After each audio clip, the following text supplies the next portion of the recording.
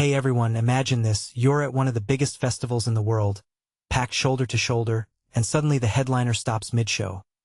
Not for drama, not for a stunt, but because she notices fans literally collapsing in the heat. That's exactly what happened when Lorde paused her Lollapalooza set last week. And honestly, the deeper I dig into this moment, the more it feels like a case study in everything that's both beautiful and deeply messed up about live music culture today. Let's start with the obvious. This wasn't just a hot day. We're talking Chicago summer heat, the kind that hits you like a wall of humidity the second you walk outside. But here's the thing.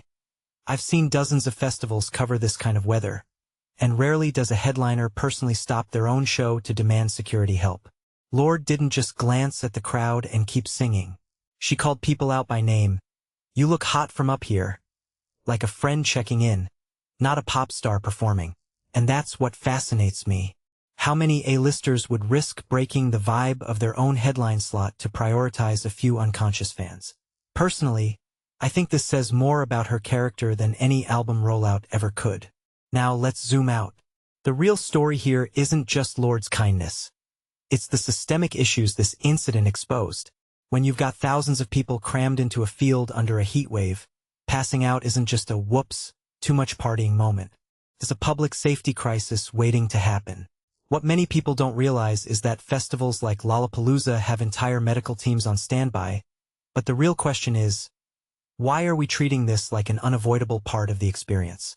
If you take a step back and think about it, this isn't just about music, it's about climate change turning summer events into endurance tests. Are we seriously okay with dehydration becoming a festival vibe? And then there's the irony of Lorde herself being the one to call this out. Remember, she first hit the Lollapalooza stage in 2014 as a 17-year-old prodigy with Royals.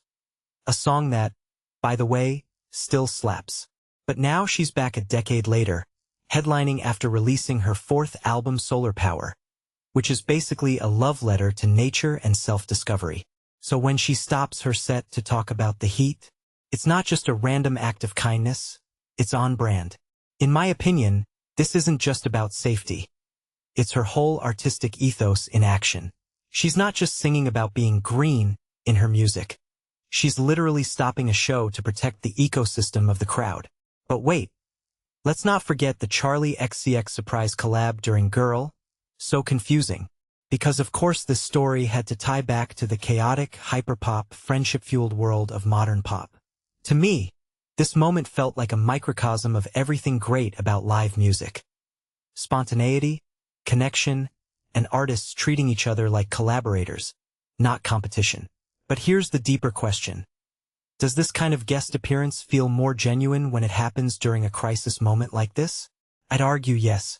When the show pauses for humanity, the comeback feels less like a spectacle and more like a shared experience. So what's the takeaway here? For me, it's this. Lorde's pause wasn't just about hydration stations or security protocols. It was a reminder that in an era of meticulously choreographed performances and viral moments, sometimes the most powerful thing an artist can do is stop, step out of the persona, and treat their audience like actual humans, not just a sea of ticket sales.